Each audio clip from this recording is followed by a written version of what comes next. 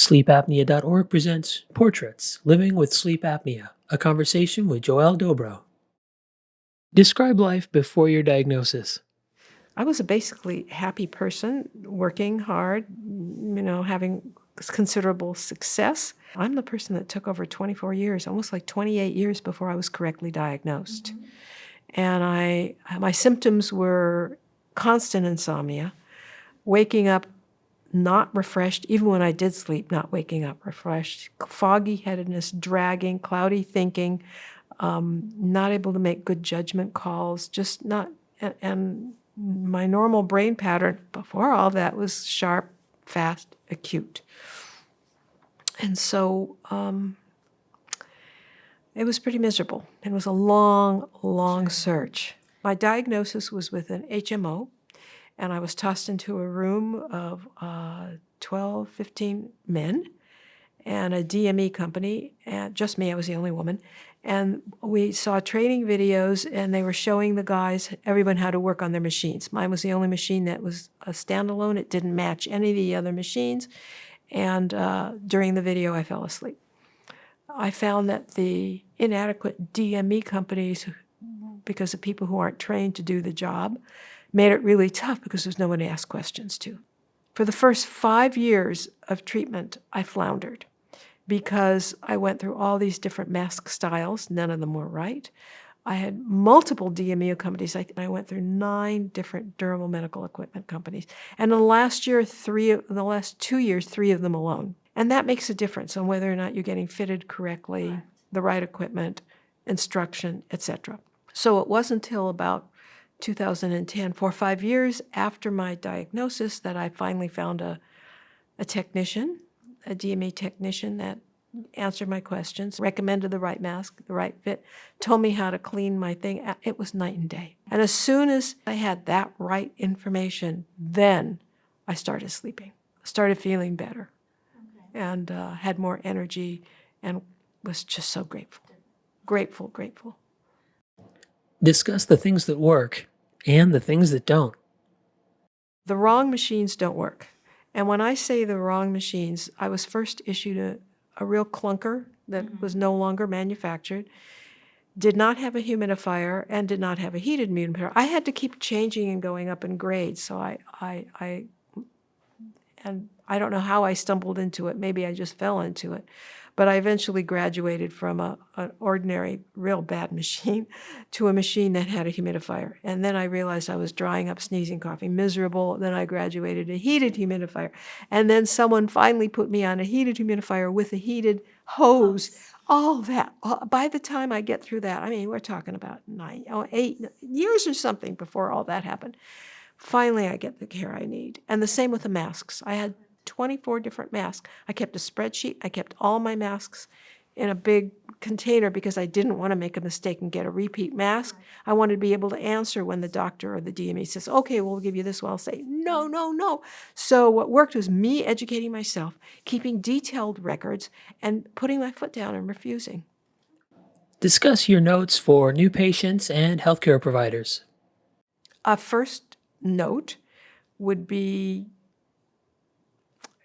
get as much information you can from your friends and peers. I would start with peer information before you even go to the doctor, because once you walk into the doctor's office, you're in this strange world where they think they know everything and don't necessarily listen, and I don't know when they were trained last. I know that people that were trained more recently have better information and are better equipped to serve the patient. Also, to be able to keep detailed records of your symptoms, because you may overlook a symptom. That's why there's symptoms that are unexpected. Today, people in the room were talking about, postpartum depression and sleep apnea. I mean, I would have never thought about that. And talking about bladder control and sleep apnea, or they were talking about disturbing their friends or sleep partners or something. All of that, you need to have the full list. So you walk into your first doctor's appointment with a full impact list. And then I really would question who the doctor is. Where were you trained? How many years? And check the doctor out on Yelp or whatever service you use to see whether or not people think that doctor listens, and is that doctor young enough that his information is current, her information is current. Let's fix that. And don't assume that the doctor will know the right equipment or be able to write the right script. Challenge the doctor, everything. I hear that it's best for me to get a CPAP machine that has a humidifier that is heated with a heated hose right from the beginning, because otherwise there's non-compliance. All those people who talk about keeping a CPAP machine in the closet because they aren't comfortable, well, they probably weren't given the right equipment or right size, mass, or right fitting to begin with. So let's eliminate all of that. And the other thing I would say is know that if you're diagnosed and you go through your sleep tests and you're compliant, this is your medicine. It's the best medicine you can have. You're saving your life, and you're saving the lives of people around you because you're not a hazard. And people will like you if you don't make noise in the house. And it's good for all of us, for society. You'll be more productive, more creative, more happy, more participational. I think it's really important for the sleep apnea patients to form a strong community, an integrated community of advocates. I think anybody who has sleep apnea would be better served if they didn't keep silent about it, but announced and revealed they had sleep apnea. We have sleep apnea. I have sleep apnea. And why, what my symptoms are. And then advocate for better health evaluations, better diagnostics, better equipment, better medications, should medications be sedative, better training on the doctors, for the doctors, better training and requirements of durable medical equipment companies.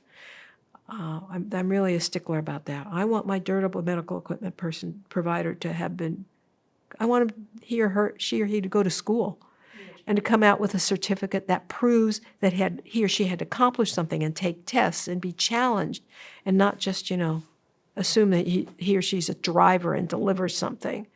I want skill, and I would like regulation, and I would like to see that there is a minimum standard nationwide, not regionally, not by state, but nationwide minimum standard. And the equipment.